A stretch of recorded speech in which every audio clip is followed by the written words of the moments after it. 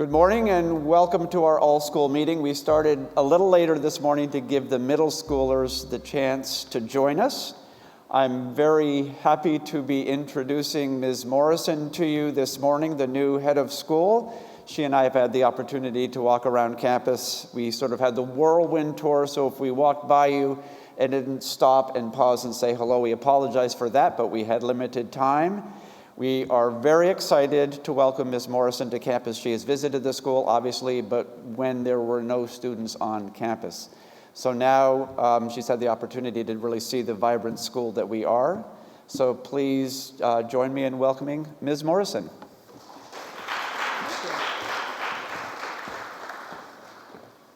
Good morning. It is wonderful to be here. As Mr. Caldwell said, I was here on campus last July and there were no students. So although I got a tour and saw the beautiful campus and the wonderful facilities, a school is really nothing without students and teachers. So to walk around today and see the school alive with what happens at school is truly a gift. So thank you. Today I wanted to talk about three things. The first was to share a little bit about myself. The second is to share with you why Morristown Baird School, what attracted me to the school. And the third thing is to share with you just a few of my hopes and dreams for you, for me, and for our time together starting in the fall. So to start with talking a little bit about myself, I was born and raised in Baltimore, Maryland. So I'm a Northeasterner, and I've lived in New York in the Hudson Valley area for most of my adult life before I moved to the Virgin Islands, where I've lived for the last 5 years to run an independent school on St. Thomas. However, my independent school life started about over 30 years ago at Berwick Academy in South Berwick, Maine, where I taught math and coached girls basketball and lacrosse. When I was thinking about what to share about me with you, I would be remiss if I didn't let you know how important lacrosse has been in my life. I've played since I was in 5th grade, played through high school, through college, and played post-collegiately in Boston, and then had the opportunity to start my coaching career at Berwick, which lasted all the way until I moved to the Virgin Islands, so for over 30 years. And I also was part of a group that brought lacrosse to Guatemala, and am currently part of a group that's bringing lacrosse to the Virgin Islands. So obviously, it's something that stayed with me throughout my entire life. My husband is a pilot. Together we have 4 children. I have a son and a daughter, and he has a son and a daughter.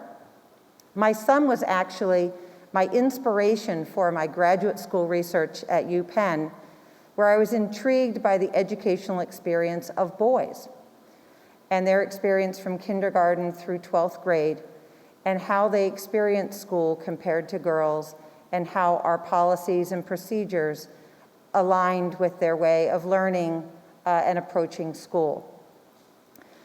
I did, however, go to an all-girls school for 12 years and have always believed in the empowerment of girls and helping with leadership and helping girls find their voice and helping them learn how to be self-advocates. So I felt as if my research on boys really enabled me to have a good complement of all the different learners that I would experience in the classroom and in the school setting. Speaking of my children, when I told them that I was going to address the student body and going to be here today, and I asked my kids, what would you have wanted to hear from your new head of school coming in? And of course I got the answers of, well, let them know that you're going to do away with homework and quizzes and tests and no dress code and pizza and ice cream every day in the dining hall. But unfortunately, I'm not here to share that those are on my to-do list for the fall. But I did want to have the opportunity to share a couple little tidbits about me that you might not pick up on a resume or know. And the first is, when I was a child, I spoke German. My mother and my grandmother are German, and my father and I learned to speak so that we could understand what my mother and grandmother were saying about us. The second thing I wanted to share is that my father is a concert pianist with perfect pitch. I attribute my love of all music, particularly live music, to him and to the days of listening to him play the piano. Unfortunately, he did not pass on musical ability to me, particularly an ability to sing. I've in fact been asked several times to please not sing, and I do not have perfect pitch, but I love music.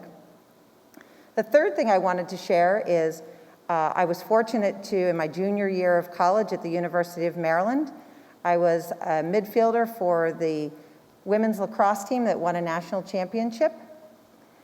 And the last thing I want to share may be my most proud accomplishment, and I think that I hold the record for the most consecutive Halloween costume first-placed achievement awards in my neighborhood Halloween costume contest for 10 years running in a row. My father helped me design a camera one year that actually took pictures and flashed. So I loved that as a family event in our neighborhood. So that's just a little bit about who I am and my career that has led me to this moment that I'm so looking forward to. I want to share a few reasons why I was drawn to Morristown Baird School. The first three that came to my mind, the first is community and relationships. It's essential to me to be part of a school community that values community and where members of the community understand that we have a responsibility to each other to create the environment that we want to create. And I believe that happens most effectively on the backs of relationships, and that relationships between students and students, students and faculty, faculty and faculty, students and administration and staff, and all the different relationships that can exist in a school community are really essential to all of us achieving optimal goals. And I felt that at MBS, there's a value on relationships and a value on community. The second thing that drew me to MBS was the word balance. And I saw it in the written documents around the school, on the website, and in the view book, as well as in conversations that I had with several different people, both students, parents, faculty, administration. And I love the idea that the best educational experience has balance, and that while we can all strive for achieving our goals and excellence, it would be a less than experience if we were not able to explore the arts and athletics and clubs and all sorts of activities that make us a whole person.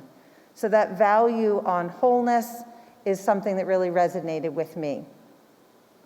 And the third thing that was essential to me as I was looking for a school community to join, and I found through this process at MBS, is really a school's willingness and ability for self-reflection and to look at the ways in which we are successful, look at the ways in which we want to improve, look at the ways in which we want to grow.